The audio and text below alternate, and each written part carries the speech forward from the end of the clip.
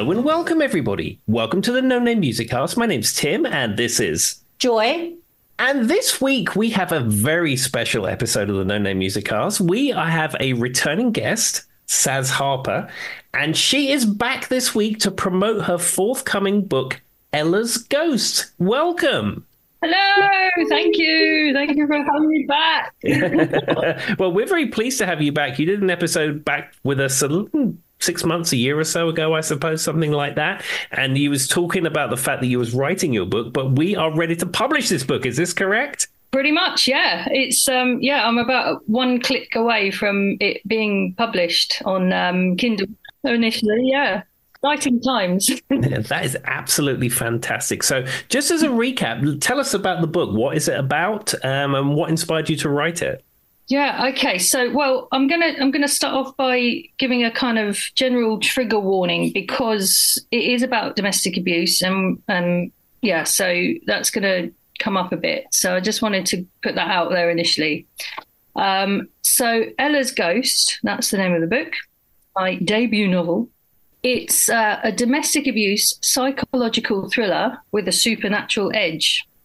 I explore themes of identity, gaslighting, and survival primarily.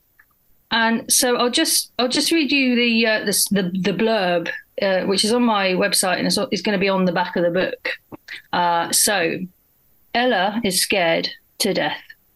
After surviving a vicious attack by her abusive boyfriend Dominic, Ella is sent to a women's shelter to recuperate in hiding.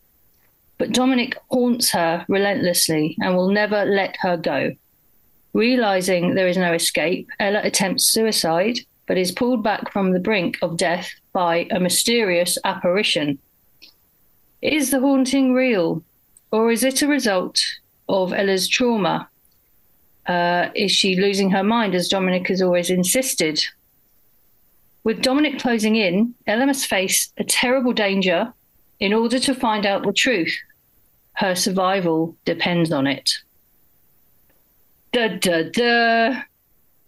That is a very interesting take on that scenario. A very, very difficult subject to broach, but you're bringing in the supernatural thing. It's a very interesting way of talking about that. Yeah, yeah. I want to point out one thing that I thought was super interesting from a woman's perspective, and things that people might not notice is the gaslighting in just that scenario where you were talking about. There was a point where he was like, say, is this true or is it not? There was a very good hint of all the themes that you were talking about gaslighting in just that little blurb on the back of the. I'm just saying, you know what I'm saying, Saz? Like, it was perfect. Thank you. But yeah, that's kind of the idea because, if you wake up one morning and you think you've seen a ghost and you're in this situation where for years you've been manipulated and gaslighted and everything, you think, oh, that can't be real. So, the argument is it real? Is it not real? You're going to have to read it to find out. Well, and for those who aren't American and don't understand, like the term gaslight literally comes from a couple, and there was a man who kept turning up the gas lights, which in America that's turning up the heat, right? Like turning up your actual AC or heating or whatever. And so he kept literally turning it up, and she kept saying, "Why are you turning it up? It's so hot." And he was convincing her that she was crazy, which she wasn't, because he was doing it. I think it actually came from a film. Yeah, 1939, I think the film was, and it's called Gaslight. So, but yeah, the film is about a man who drives his wife crazy by turning the gaslight. Yeah, and that's what it was. I didn't know there was a movie, but it's so crazy. And what I was getting at, though, is Saz's little piece of that was a great example of intertwining that into an actual story. Yeah, well, that's where the term comes from now. We call it gaslighting, and that's where the term comes from. But yeah, I knew about an incident a few years ago. A guy was using, the hive, like you say, the hive heating system remotely, turning off the lights and on the lights in a very similar situation, but like an updated, 21st century version of. Crazy though how that incorporates so well though. Anyway, I'll let you keep telling, but I just loved how that was in the little bio. That's it in a nutshell, really. And like I say, that's why I did do the trigger warning. It's not just domestic abuse. There is reference to suicide and self-harm. But really the main reason why I wanted to take this angle was there are 3 women a week in England and Wales alone who take their own lives because of domestic abuse. And that was the statistic from 2017, cited by Refuge Domestic Abuse Charity. I don't think it's changed. So, 3 women a week in just England and Wales.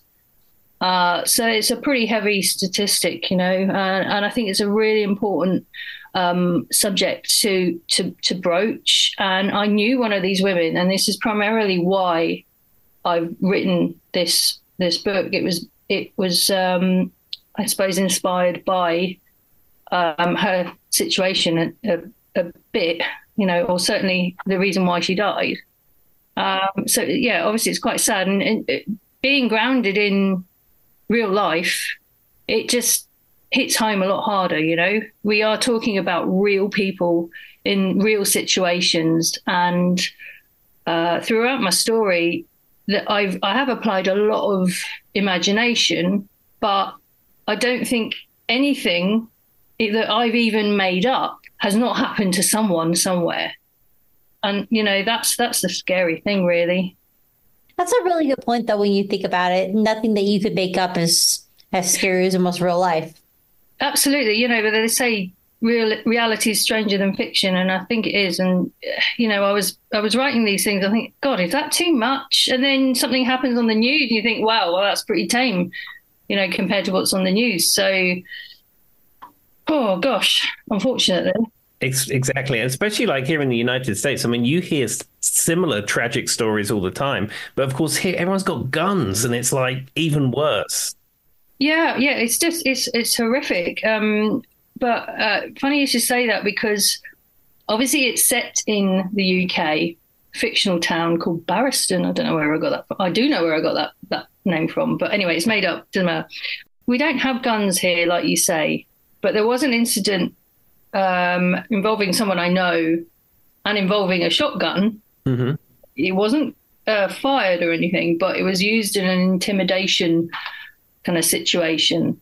But I took that scene, if you like, I took that scenario and put it in a scene in my book. But instead of a gun, I've used basically a knife. And actually, you are very likely to be hurt or die from a knife in at home, especially if you're using it to defend yourself.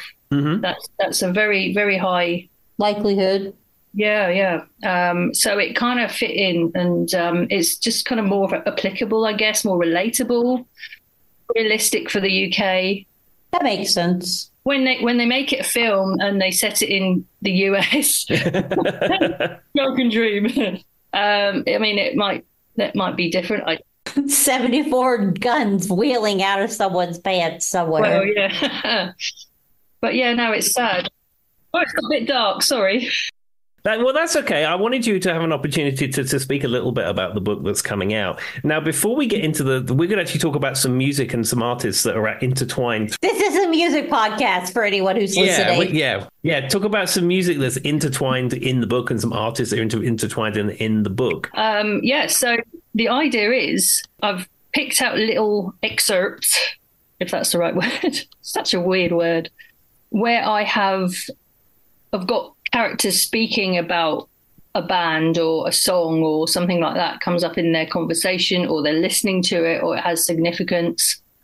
And I just thought it'd be quite interesting to maybe read out a couple of some of those little passages. And just we can talk about the music, and we can talk about maybe the scene, what you think is going on, who you think characters are, maybe. It's just to kind of spark up a bit of interest about the story. Absolutely, because, as well as a writer, of course, you're a musician too. You're a singer, you're a bass player, you're a guitarist, and a songwriter. I know. Well, it just sounds so much. Oh, Well, it's true. I mean, I'm a jack of all trades. Yeah, when we spoke last time, I think you even subbed on bass for Rough Justice one time. Yeah, a little while ago. Yeah, it was a long while ago. It was probably 15 plus 20 years ago or I have something no at this idea what it is point. at this point, Tim.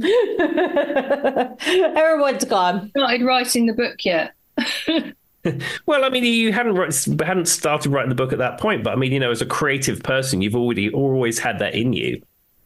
Yeah, I think so. Yeah, very right side of the brains, yeah, very creative, and music has always been there. And of course, you're going to bring that into any kind of writing project, and any book that you pick up, any program that you watch, it's going to have an element of music. It's just natural, that it's part of life. Absolutely. And as you said before, when they make the Hollywood adaptation of your book, of course, they're going to be looking at those artists woven in your book. And of course, that's going to form the official soundtrack. Absolutely. Yes. Yeah. Yeah. It'd be a great soundtrack. Incidentally, there's a second list. So in addition to that list, there is an inspired by list. So it's a bit like, I was going to say, when you watch a film, you might not know this, Tim, though, but when people go watch a film. Tim would not know that. Yes, correct. You like the soundtrack and you think, oh, I'll go down to, HMV or whatever and hunt it down. And then you pick up the CD and there's loads of songs on. You think, there wasn't that many songs in that film. And you look at the list and half of these people you've never heard of. And you look at the front and it says music from and inspired by. Yeah. It's like a cash cow that everyone's jumping on, but similarly, I've got a list of songs that are related to the subject matter, i.e. domestic abuse. So it'll be interesting to have a look at other songs that don't feature in my book, but are related to domestic abuse. There's a lot out there. Have you made a Ella's Ghost Spotify playlist that can be shared with that music on it? Well, I haven't, mate. I'm trying to publish a book here. We'll make Tim write down some names at the end of this podcast, and I'll make Saz one. I don't know what the title of this podcast, the Spotify list will be called, but. Well, maybe just music from and inspired by Ella's Ghost. Oh, perfect.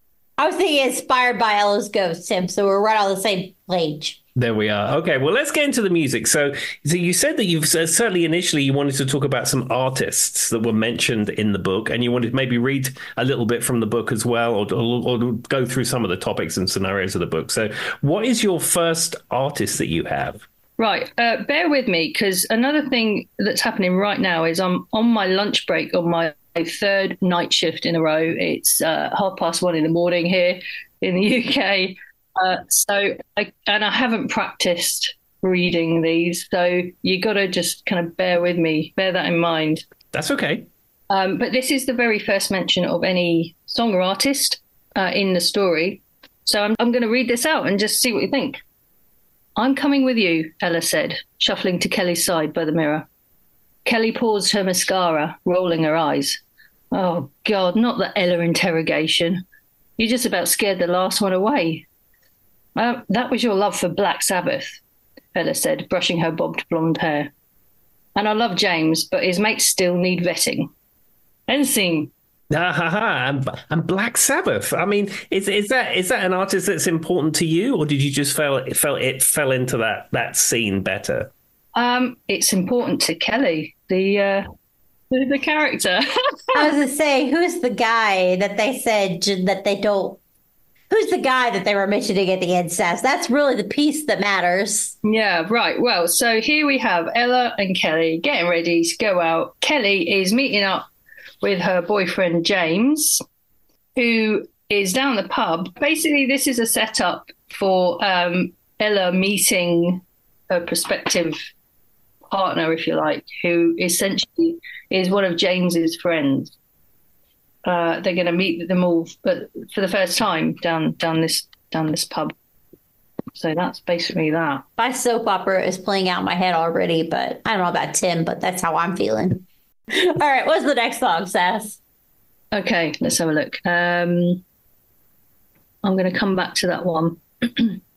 What's this one? Oh, no, yeah. Oh, let's go for this one then. The house was steeped in darkness, full of shadows. Any second now, his key would scrape inside the lock and he'd burst in. Ella's heart thumped in her throat. She wanted to scream, break the silence. The porch door opened. His bulky silhouette filled the doorway. Els, he said. Phone cameras flashed, illuminating Dominic's stunned expression, and cheers of surprise exploded around the room. Someone turned the light on, revealing dozens of grinning people holding drinks, a happy 35th birthday banner pinned to the banister, and yellowed balloons hanging everywhere. The first song of the evening, aptly Stevie Wonder's Happy Birthday, blared from his expensive stereo. I did kind of deduct a couple of bits there, so it was a bit bridged, if it's disjointed. I don't know where my questions are. I mean, I love a good Stevie Wonder's Happy Birthday. So it was obviously his 35th birthday. Mm-hmm. The interesting thing for me as an author, that like when you spoke about Black Sabbath before and Stevie Wonder, are these artists that you have a connection to, or is it just you felt it worked with the characters better or worked with the story better? Well, yeah, I mean, I do have connections to them both for different reasons. I mean, I've played Sabbath at the Jam. I listen to it occasionally. I'm not a massive Black Sabbath fan. I will admit that. Incidentally, I was going to say that if I had to choose a Sabbath song, it would be Paranoid, because not only do I know how to play it, I like the song, and also, I know it's an obvious choice, but I still like it. Also, it kind of matches Ella's mind frame for most of the story, really, Mm-hmm. in the situation. So it's quite appropriate. So yeah, there is a metal rock, I'm a rock chick at heart. So, well, a progressive rock chick, no less. Well, yes. Funny you should say that. That might pop up later. I had a feeling that some progressive rock might just slip in here a little bit. Yeah, maybe a little bit. Yeah, and Stevie Wonder, Songs in the Key of Life, is that his best of? Well, songs in the Key of Life is a double regular album, but I mean, but there are so many good songs on there. You would think it's the best of. Yeah, so I've listened to that so many times, and well, yeah, who doesn't like a bit of Stevie Wonder? I mean, the guy's a musical genius. How can you not love Stevie Wonder? I would literally not be associated with anyone who said, I don't like Stevie Wonder. I'd be like, well, I don't like you. It's fine. And I'd walk away. Like, that instantly runs up to there. I have a theory that if anyone ever told me they don't like Sublime, I would just be like, nope, we're done. And I'd just walk out. Well, if James liked Stevie Wonder, would he be okay in your book? Right, okay. I'll note to self. Fair enough. All right, what we got next, Saz? Oh, right, okay. Gonna go with this one. I'll tell you what, let's go for something on the inspired by list, shall we? Okay, this is quite appropriate for now in my life, because it's a song that Jen Behaving Badly, my covers band, does. It's Piece of My Heart, Janis Joplin. Now, why is this relevant? You say. I hear you say. I was just about to ask you how that works with the story. Well, listen. Let's look at the lyrics. Okay, you're out on the streets looking good, and baby, deep down in your heart, I guess you know it. That ain't right. You never hear me cry at night. Hear me when I cry at night, and I cry all the time. Each time I tell myself that I can't stand the pain, but when you hold me in your arms, I sing it again. So, come on. Come on, come on. That's where it comes from there. Ms. Joplin, you are in a toxic relationship. Do you know what I mean? That's abusive, like he's doing what he wants and just making her cry all the time. You don't want to do that to your partner. Yep. Early 60s Joplin. But to be honest, I mean, I love the song. Let's be honest with it. But Cheap Thrills is probably a very personal album for her. Yeah. And well, the way she sings, I mean, she's just got an incredible voice and performance anyway. It is a fantastic song. And, it's in a major key, it's in, E, and it's a jolly song, really. You listen to it. I was gonna say the you wouldn't think that it's as dark as it is because, like you say, it's a happy-go-lucky major key song, and it's got that big strong chorus that everyone sings along with. But when you delve deeply into the lyrics, you do find it has a very dark message. Absolutely, yeah, and that's why it's on the list. Well, and it's just kind of funny when you say that because when you put it out, literally the song is "Piece of My Heart." And how many times does she literally say over and over, "Take another piece of my heart"? Like it's telling you that she's breaking another piece of her heart, dealing with you day in and day out. I guess that's, kind of what happens in an abusive relationship. You bits of you kind of break away slowly over time, even if you don't realize. Mm-hmm. So, that's kind of relevant. But yeah, you'll never hear that song in the same way again. You just like get on the dance floor and start dancing to it. Look, this has just changed for me now. Yeah. Well, I would not tell the friends who come to see Jen behaving badly because you'll start playing it and they're like, yeah, I can't. I'm going to have to sit down. I can't dance to this. Yeah. The other one that I always think of is "Semi Charmed Life." How it's very much a very happy, upbeat song from Third Eye Blind, but it's about doing drugs. More it's like, well, oh God, now that you said it, now my brain just went completely blank. Hang on. "Semi Charmed Life," Tim. You probably know this song off the top of your head. It's the one that's like, it's Third Eye Blind, everybody. Late 1990s. I mean, I know the song, but not well enough I'm to packed and I'm perform it holding, for I'm you. smiling. She says for me, that one. So be it, but basically the song is about doing crystal meth. Oh, nice. Okay. But you would never know it by the sound because it's literally like it's the most upbeat sound song. Tim, do you know what I'm saying? It's the most upbeat sound you've ever heard. So Billy Smith, celebration, she comes down and she goes down on me. Never in the time, but just for you. That's kind of what it sounds like. Am I crazy, Tim? Keep on stopping for a minute. Okay, well, I'm gonna stop now. Yeah, I'll have to look into that. No one's going to believe me after this, but it's a song. It came out in 1997 by Third Eye Blind, and it sounds like that. Moral of the song, it's a very upbeat, happy-go song, but it's literally about doing drugs. And it says it bluntly in the song, but no one pays attention. Well, I mean, a lot of songs are about doing drugs, aren't they? No, Lucy in the Sky with Diamonds was about their child, Saz. They will tell you it was about their kid. Fair enough. I mean, we don't think it was about maybe LSD. Like it was about their child, right, Tim? Absolutely. Well, I tell you what, either give us another artist or another song from your Inspired by list. What do you feel should be next? Well, as you mentioned, the Beatles. Let's go for this one. Yeah, there's rhyme and reason to everything, right? So this song is "Girl" by the Beatles, and listen to the lyrics. When I think of all the times I tried so hard to leave her, she will turn to me and start to cry. She promises the earth to me and I believe her. La, la, la, la, la. She's the kind of girl who puts you down when friends are there. You feel a fool. What kind of relationship is this? This is a really manipulative, horrible relationship. And he is trapped in this relationship because he's blackmailing him, emotional blackmail. And yeah, I wonder. I mean, it's probably credited to Lennon and McCartney. I wonder whether that is a John Lennon lyric because he was, as we found out, not a good person generally, and I wonder whether that it comes from that kind of mindset. Well, you are correct on the money, Tim, that it is credited to Lennon and McCartney. I can tell you that for sure because I was looking at this earlier. So this is Rubber Soul, and most of the songs on there are credited to McCartney and Lennon. Now, who wrote what? I don't know, but I have a feeling Lennon wrote the lyrics and McCartney wrote the music. That's just a theory in my own brain, never to be confirmed because I don't speak to either of them. I don't know if you guys knew this, but I didn't know Lennon, and McCartney just doesn't respond to my calls. I keep calling him, but he doesn't answer. I don't think Lennon will be around much to speak to you about it either. Well, he was actually, like Tim was saying, a real jerk, actually, as a person, apparently. So he probably wrote these lyrics, to be honest.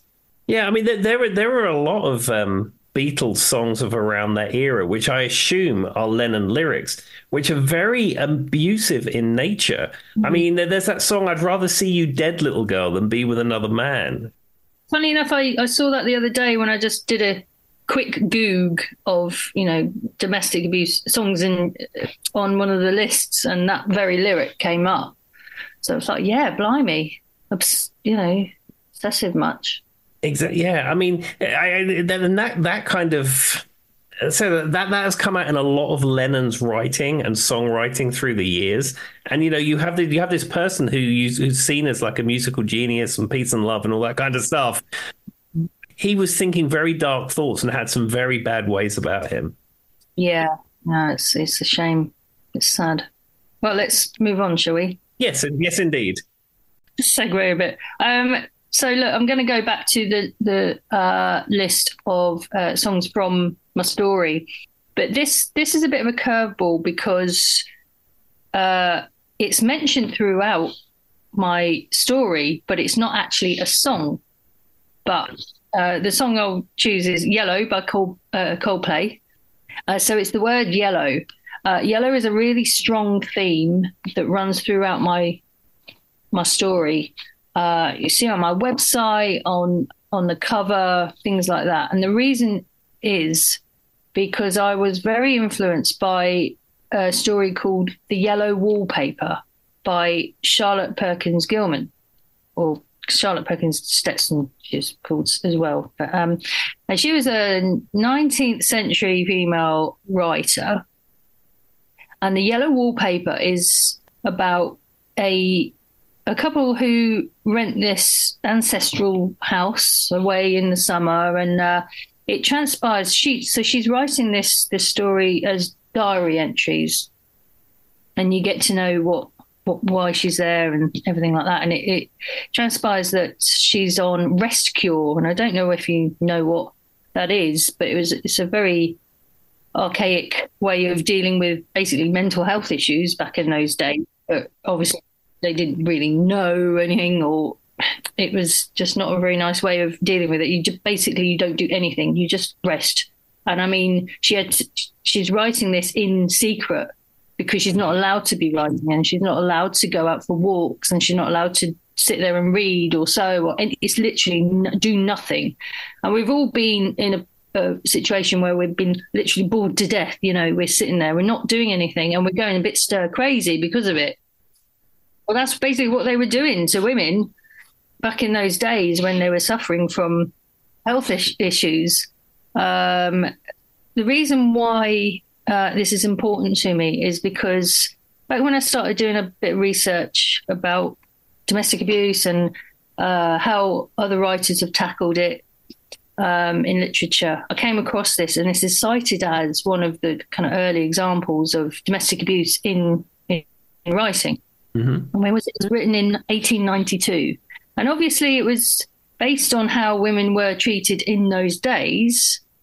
But, you read it now, and it's obviously about oppression and how women are treated, and even a bit of gaslighting in there before it was called gaslighting, and just all this stuff. But the story itself is quite creepy. And the symbolism of the wallpaper, I drew from that, and it pops up a lot. And I use a lot of the language that Perkins Gilman uses in her story. I've kind of extrapolated, from it and use it in my story to make that association. It's had a massive influence on me for this story, is what I'm saying. Yeah, and I take it the yellow wallpaper, is that because that person's just in a room staring at the wall? Yes. So in this story, yeah, she's at this house, and this wallpaper, this hideous wallpaper that's in this room, and she makes note of it at first as an annoyance, but she just becomes obsessed by it, and then she just starts writing about it. And as the reader, you start getting obsessed by it, and it's just really quite it's uncomfortable and strange, and yeah, I'm not going to give the ending away, but it's a short story, so you can Google it and read it online. The Yellow Wallpaper is there to be read, and it's a very creepy little story. Well, what a great reference to look at the stars, how they shine for you. They were all yellow. Like, it's such a good reference if you think about it. Yeah, I haven't actually looked at the lyrics. Yeah, I haven't looked at the. Bruce is like, look at the stars, look how they shine for you. They were all yellow. Like, I'm not a Coldplay fan at all. If you put on Coldplay, I'd probably like, who or why, and I'd probably run away. But this song I specifically know because it's one of their big songs. Like this song, The Scientist, Viva La Vida. Those are all songs most of us know. And it's like, look at the stars, look how they shine for you. They were all yellow. And what you're talking about, when Tim asked about, is the room yellow? And then when you said that, I was like, what a great like reference back to the song. Even if you didn't realize it, Saz, but I loved it. Anyway, I loved it, everybody. It was a cute playback to the song. Yeah, well, it's a good song and it was a great album, Parachutes. Don't care what you say. Coldplay have gone a bit weird. But this was them at their best. Like, let's be honest. Yes, I think it was. Yeah. And I don't hate them, but they're just not an artist I seek out, if that makes sense. Yeah, I tend to try and avoid them now. Sure. Fix You, Viva La Vida, The Scientist, they all live written free in my head, if I'm being honest. But all right, well, what's our next song? Sorry, I just thought that was a cool reference back if you didn't think about it. But anyway. Yeah, no, it's cool. I was going to just read you this passage to do with yellow. As she walked out of the bedroom, she gave the wallpaper one last despising glare. She'd always disliked it, but over time it had grown, in more ways than one, to represent everything she hated about being in that house, about being with Dominic. The pattern's hideous, sprawling design was his constrictive grip on her. All his actions, all her distress, seemed to feed the budding flowers and coiling vines. There are things in that paper that nobody knows but me, or ever will. Before long, it would entangle her and absorb her into the pattern, leaving her trapped, sulking about behind the conspicuous front design. There you go. There was a lot of the yellow wallpaper kind of wording in that as well. Yeah, calling back and referencing it, but at the same time making it your own. Textualizing it into, what I want, yeah. Right, okay, let's go inspired. This is kind of I say fun one, but It Wasn't Me by Shaggy and Rick Rock. I'm very familiar. Yeah. Well, this is going to the gaslighting theme, right? So if you don't know what the song's about, you probably do. But poor old Rick Rock, he's got himself in a little bit of a pickle, and he goes to his good friend Shaggy for some advice. And the situation is that his girlfriend has come home and caught him with the girl. Red-handed, creeping with the girl next door, no less. Shaggy's first words to him is, "You let her catch you," which is great, isn't it? But yeah, so he goes on to suggest that he should just kind of deny it and gaslight her. And it's funny that you say that's because Shaggy, at the end of the thing, he does a 360. Like, Rick Rock is like, hey, no, it's stupid. Yeah, literally, he says, "Gonna tell her that I'm sorry for the pain that I caused. I've been listening to your reasoning. It makes no sense at all." And Shaggy says that's the point of the song. If you tell the story. Yeah, but by that time, everybody's listened to it and they really like the song. And, so yeah, he's a very kind of, oh, by the way, yeah. It really is. You're right about that. But it is an interesting justification. But I mean, I love this song. It's annoyingly catchy. I mean, I don't like Shaggy's work, but it is annoyingly catchy.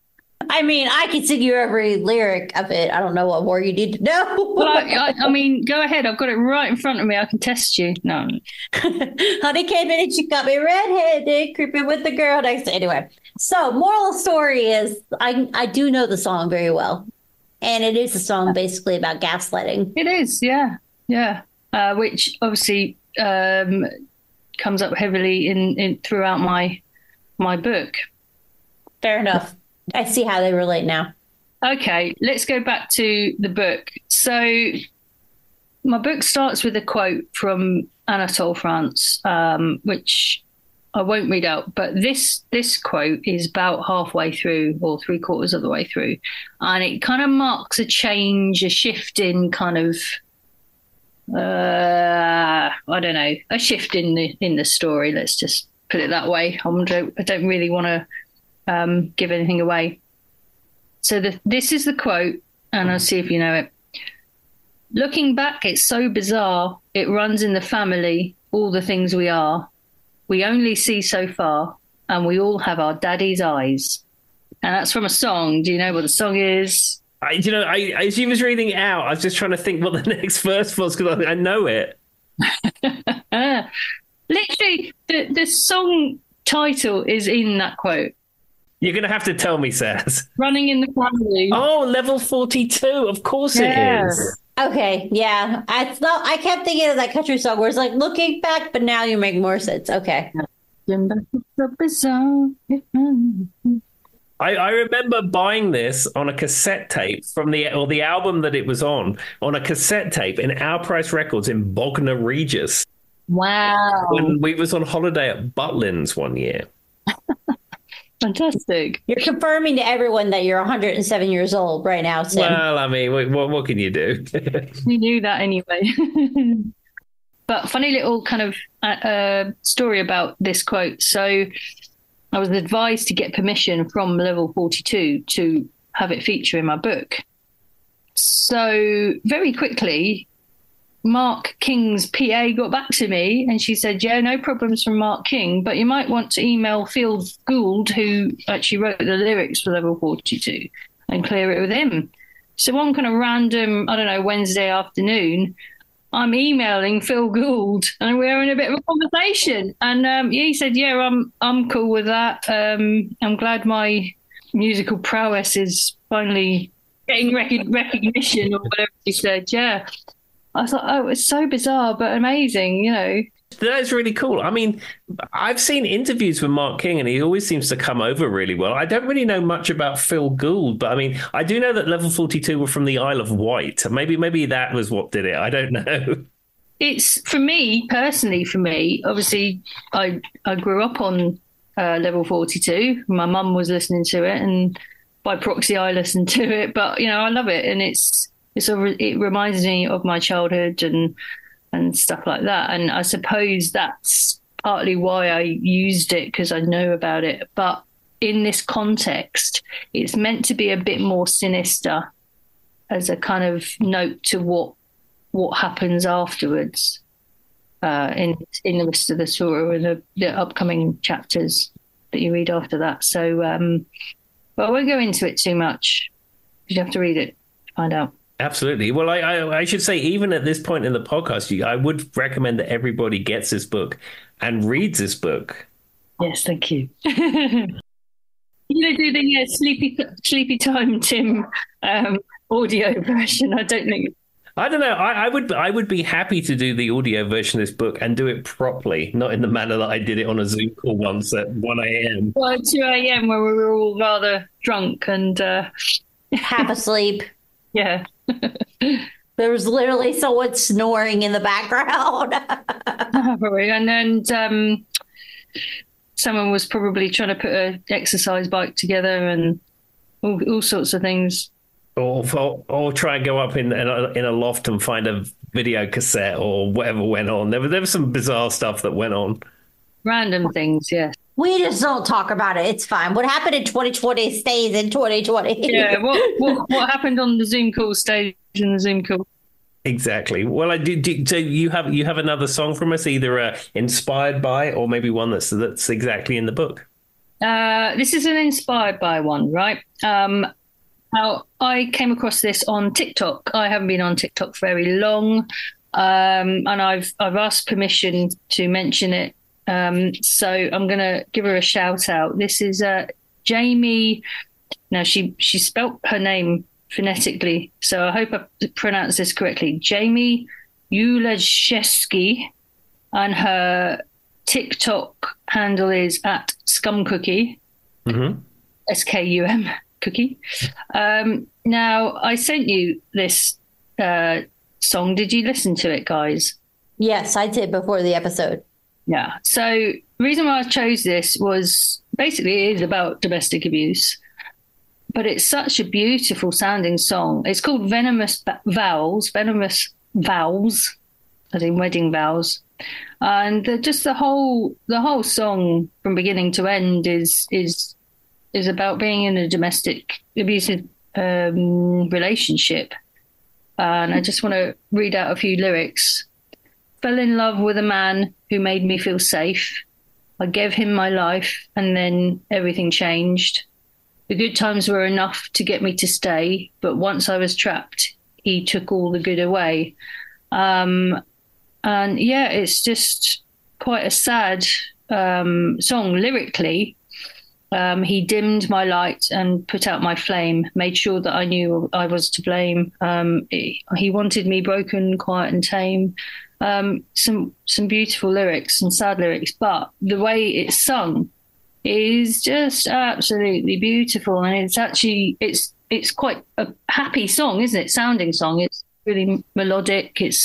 That's exactly what we were talking about earlier, for sure. Yeah, it must be said that the like you say, the performance is done really well, and it's one of those things. If you sort of just half heard it and you wasn't paying much attention to it, you think it's just a little happy song. But when you actually listen to it and listen to the lyrics, you can tell that the person who's singing it must be coming from a place where they've seen that or survived of domestic abuse. Yeah, yeah. So in that sense, it's very powerful. She's got an amazing voice. So good. But I thought, Joy, you would like that. Yes, you are correct. That's why I was like, I've definitely heard it. And the thing about it is I think that the tone was beautiful. I think that she had that. I talked many times about one thing that what makes a great singer from a good singer. And I don't think I'm a great singer, but it's a good singer. I'm average by best. But a great singer has his ability to sing a song to you, and it doesn't feel like they're singing to you. It's very soft. It's metallic. It's very metallic. That's not the word. Metallic is the word I was going for. But like the melody is the melody is so wonderful that it's so soft. Like it doesn't sound like they're trying. That's where I love a good singer, and what Saz sent us earlier is a great example of that. It's beautiful. Yeah, so check it out. And Jamie, thank you so much for allowing me to. I described that with every word but what I should, but you get the idea. Anyway, yes, check out Scum Cookie, and you heard her belly growl. Oh my goodness, she's so good. It's phenomenal. She's a proper metaler as well. But it doesn't sound like someone who's trying too hard. Do you know what I'm saying? Like it's weird to me how South, like it sounds like it's natural to them, and that's crazy. But it's true. Yeah, she's got an incredible voice, and also she can just rock the heck out of. So that's what I was getting at, everybody. All right, next song. Right. Okay. I'm trying to find you a prog rock one, Tim. It is right up Tim's alley. Well, it's not so much up my alley; it's up Saz's alley.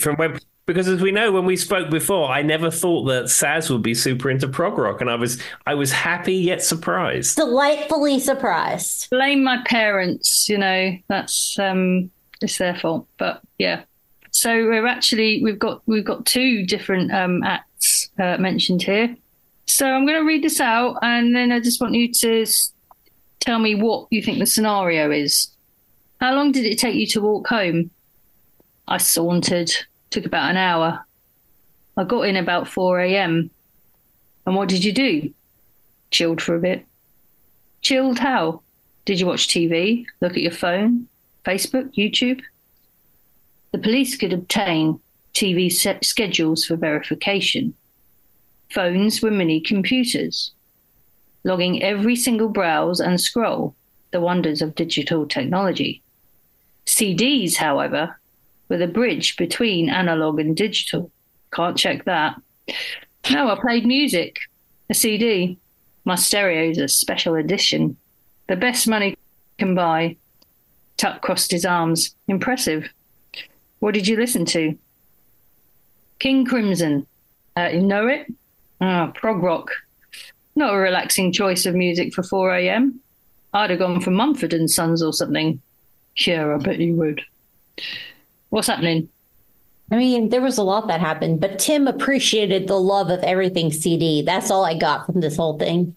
Yeah, that's partly why I chose that little quote, because I knew you'd like a CD reference. Absolutely. I mean, as we know, that is the music of the future. But, going back to what you were saying, how it can't be tracked.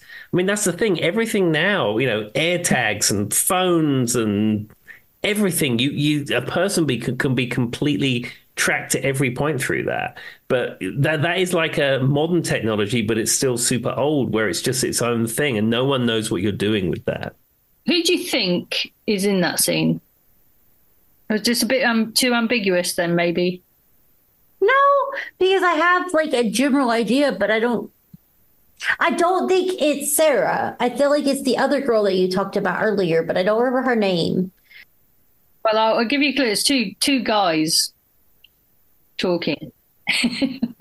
Well, then I don't know. My whole idea is gone. I won't go into it. I don't want to spoil things for people. But interesting. I love it. Tim's like, I have no idea.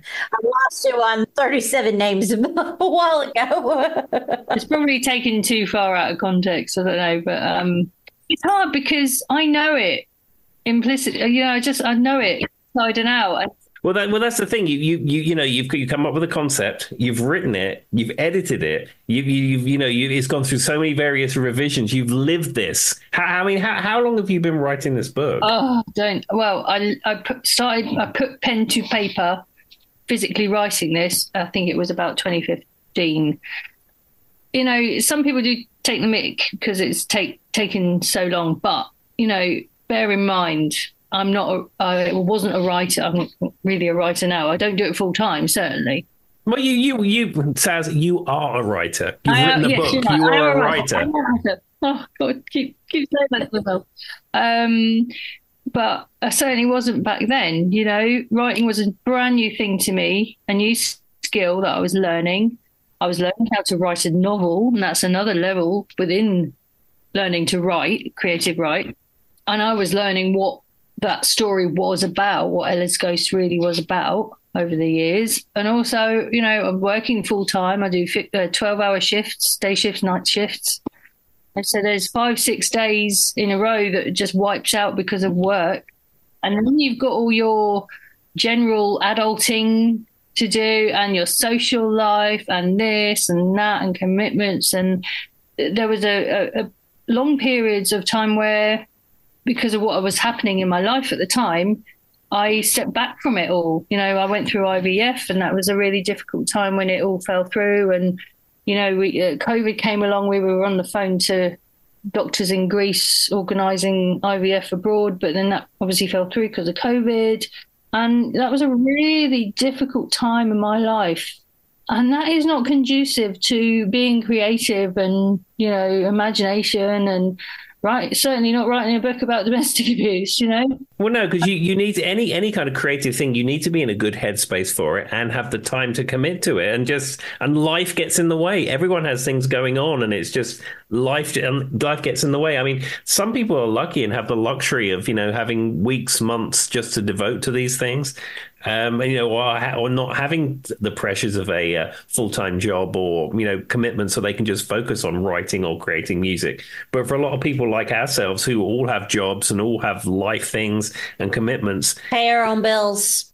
Absolutely, you take something which is effectively a hobby, but you are trying to make it a professional thing, and you want to give it its all, and life just doesn't allow you to do that. Yeah, and this is why it's taken me so long to get to this point, because I didn't want to rush getting it out there if it wasn't ready. So it is at a point where it is ready now, and I'm really happy with it, and I can't do much more to it to improve it. And had I done that 2 years ago, it wouldn't have been the same, and it would be a different, story and result. It might not do so well, and people might not like it so much. Anyway, it's ready now, and I just hope that everyone can celebrate with me where I am now, this achievement. Just I'm really excited to see going forward, what happens. Yeah, I mean, we are excited for you. I mean, I've known you for a long time, and the fact that that you've got this out there now and it's ready to be shared with the world, I'm excited for you. It's crazy to think about, but I've now known you for 4 years, Saz. Isn't that weird to think about? I've never even met you. Yeah. I've known a lot of the people. You're such a good friend. I know. That's the crazy part. I've known all my UK friends now for going on 4+ years, Tim. Isn't that weird to think about? It is very strange to think that, and also to think that all that nonsense went on 4 years ago. It seems like about 6 months ago, It really. really does. You're right. Yeah, it's crazy. Should we go for another song? Yeah, let's go for another song. Let's go for this one. My Name is Luca, Susan Vega, 1987. This was. This is from the Inspired By list. My name is Luca. I live on the second floor. I live upstairs from you. Da-da-da. If you hear something late at night, some kind of trouble, some kind of fight, just don't ask me what it was. I think it's because I'm clumsy. Da-da-da-da-da. Try not to talk too loud. Something about don't argue anymore. Yeah, this is it. Try not to talk too loud. Maybe it's because I'm crazy. They only hit you they only hit until you cry. After that, you don't ask why. You just don't argue anymore. I mean, it's just. But again, it's a nice song. I have it on Spotify, definitely. This is a song that got a lot of airplay around the time that it came out. And as with the other song, like you say, this is sort of wrapped up in a major key, happy little song. And when you start looking into the lyrics, you find it has these themes in that, unless you actually hard listen to the lyrics, you might not even pick up on. When I think that is what domestic abuse is. On the outside, everything's fine. Behind closed Picket doors. little fences, right? Everybody's got their picket little fences. Yeah, and also this brings up the idea of, just because it's behind these closed doors and through the wall, it doesn't mean it's not your business. If you're hearing it, domestic abuse is a crime, and call the police. There's a crime going on. I mean, I'm not talking about someone's having a heated argument and you hear an argument. That's different, but you can get a sense of what kind of argument it is, even through a wall, if two people are shouting. Sure. But the other thing is let the police make that decision. If you hear a shouting out, if you're literally hearing someone screaming at each other at 3 a.m, it's better to call and let the police make the decision than you sit there and try to figure it out. And then at the end of the day, you feel bad because something bad happened. Well, this is it. The amount of times that people may not make that decision, and then the police are attending later that night anyway, and then they're bringing somebody out who's on a gurney. It happens so much. And here's a statistic, right? In my local area in Berkshire, England, it's Thames Valley Police. They have last year they had about 30,000 999 calls. Guess what percentage of those calls were domestic abuse related? I would imagine it's probably a very high percentage, I would imagine. I mean, I don't know. About a third, about 30% or so. Yeah, you think of all the various other crimes that get reported, everything, and it's that much. Yeah, it's massive, and it has such far-reaching effects and damage and different levels and different severities. And I know that people are going to take it the wrong way, but I have never spoken to a woman as a woman. Like every woman I have ever contacted in some way has some story, Saz, and it's crazy. It's every woman's story in a weird way. I will say at this juncture that domestic abuse happens to men as well. Yes, all sorts of people, all sorts of relationships. Yeah, to men, by women. No, it is a good point. I like that you said that caveat, but yes. Yeah, absolutely. However, statistically, in a heterosexual relationship, a man and a woman, statistically, domestic abuse occurs more where the perpetrator is male and the victim or survivor is female. I mean, that's just statistics, So it's certainly not saying that it doesn't happen the other way, and we're not. I agree with you. That's making that caveat. Yes, that's a very important statement. But for statistic purposes and for personal purposes, I have not. Every woman I have come in contact with has some form of a story. Yeah, absolutely, and I'm included. Nothing severe. Agreed. I'm glad to say. Some financial abuse that I didn't even realize was happening in a previous relationships, shall we say. Mm-hmm. And also a kind of quite a nasty threat in a very intimate situation years ago in my early 20s with an ex-boyfriend. I won't say all of it. It's everywhere, everything everywhere all the time. It's so big, and wish we could all do something about it.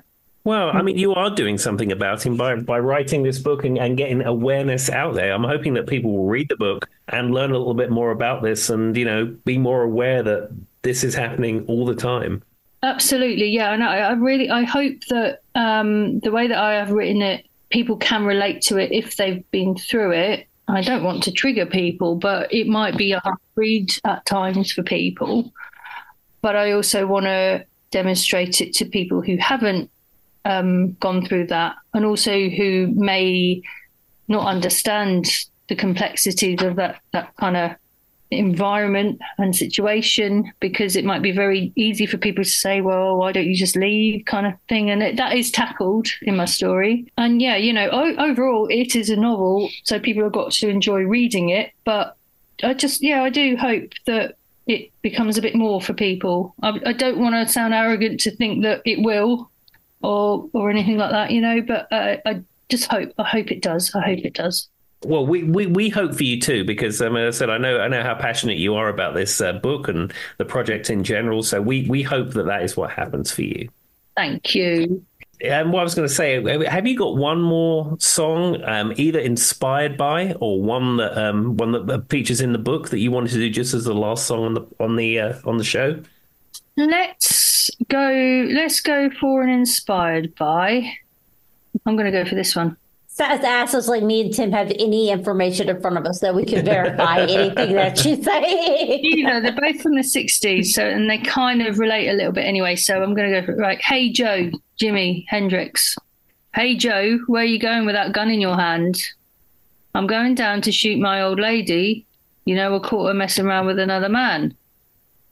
La, la, la, la. I shot her down. It's about femicide. Yeah, I mean, I've played this song 1,000 times. I've heard this song probably even more times. This is the song that I learnt my first walking bass line on. I've heard this song 1,000,000 times at least. Yeah, I think everybody has. But yeah, it's about killing someone because they've had an affair. He says old lady, and then later on he says mama. I know, that's what I was sure. Is he killing his mom or is he killing his wife? Well, I don't know. I would imagine it's probably his baby's mother, maybe. I don't know. Yeah, could be baby mama. We said, I heard you shot your mama down. I don't know. Anyway, it's about the women because they have Either way, no one deserved to be shot based off of this scenario, whoever it was. All these songs that you've mentioned this evening, I'm never going to hear them the same ever again. I know, right? Sorry about that. I am sorry. But it's so insidious, isn't it? It's everywhere. And I suppose that is kind of the point, because it's right here in front of you. You every day, everywhere you go, everywhere you look, you know someone. You're looking at somebody who has been affected by domestic abuse for sure.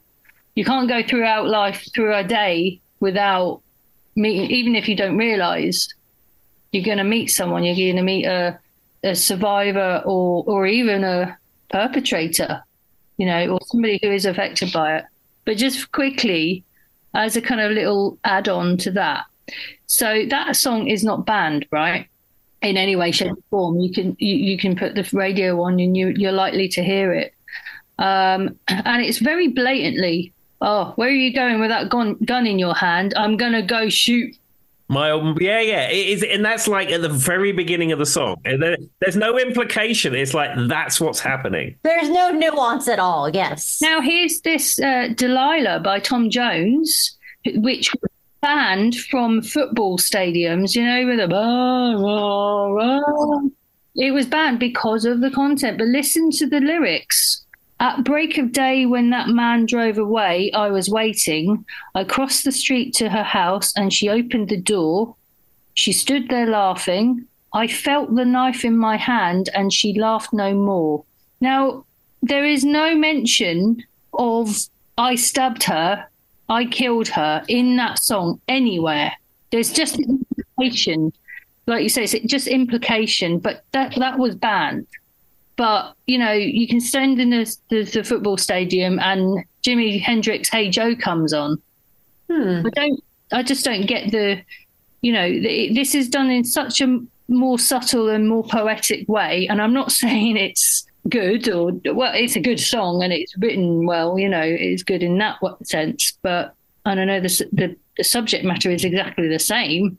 He's killing someone because they've had an affair. I think I'm just trying to make the point where, you know, why does this song get banned when actually they're singing it in the stadiums, not because they're celebrating.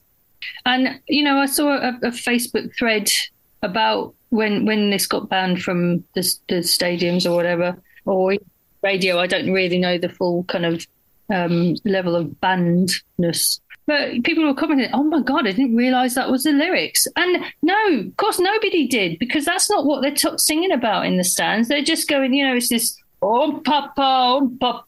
It's that kind of rhythm, you know, it's that. Yeah, it's the big bombastic chorus that lends itself to a big group chant. But like, again, when you look into it deeply, that's the lyrics. In fact, and it's funny that you should mention it, because Hannah and I were listening to some Tom Jones the other day, and she actually said to me, she said, have you ever listened to the lyrics in this? And I said, not really. And then we put them up on the screen, and I was like, what? Wow. Yeah, but they're not as explicit as Hey Joe. No, Hey Joe. There's no implication. There's no scenario. It's like literally within 2 seconds of the song starting too. Whereas Delilah has a whole building, and then it's more of a it's a story. It's more of a story, but it's done very poetically. I think they're lovely lyrics. You know, in that sense. Yeah, but what I was getting at is like you don't know who's making these decisions. Like who picks. Arbitrary decisions. That's what it is. Well, there we go. Well, Saz, I want to thank you for being on the podcast this evening. Now, before you go, I just want to let everybody know that you do have a website. Yes. Well, the internet, first of all, and then so it's www.sarahharperwriting.com. That's all one word, Sarah Harper Writing. And on there are all my links to the socials, Facebook, Instagram. I'll put TikTok on there as well. You can email me, etc., etc. I don't know when this is airing, but hopefully by the time this airs, Ella's Ghost will be available for pre-order on ebook. Woo! And hopefully it will be live to download directly on an ebook on the 29th of May. Fantastic. And if someone wanted to buy it, would they go to your website? Would they go to Amazon? Where would they get it? Well, I'll say Amazon at the moment. Hopefully, again, by the time this airs, I'll have sorted all that out. But there will certainly be some kind of link from my website to where you can, you know, get the ebook. The paperback is coming, but there's a lot of bits to this next section of writing a book and publishing and stuff like that. So, I'm still learning. Well, absolutely. Well, by the time you get to your third, fourth, and fifth novel, you will have it down pat. Oh, won't I? Yeah, absolutely. Yeah, and I'll come visit you when you're scouting locations for the film adaptation. Yeah. Absolutely. And when she wants us to obviously star in the film, Tim, me and you, I don't know what we're going to do, but we're going to star in something. Oh, well, I'm sure I'll find roles for you. My role would be like to yell something stupid in the back and run away, but that's fine. No, I'll be man in restaurant number 3 or something. I don't know. Well, there is a restaurant scene. There's a couple of restaurant scenes. So, Tim, you never know. You never know. There we are. Just be in the background or something. It might bump you up to restaurant person number 1, Tim. You never know. Oh, thank you so much. Thank you. Oh, it's been great. And yeah, I love you guys. And I really appreciate you doing all this. And obviously this weekend has been so busy and we've made it, it's all come together. So it's great. Perfect. Well, thank you again. And just before we go, sarahharperwriting.com. That's where you need to go. That's it. Ella's Ghost is a novel. Fantastic. Exactly. All right. Well, thank you. Bye-bye now. Bye. To find the city.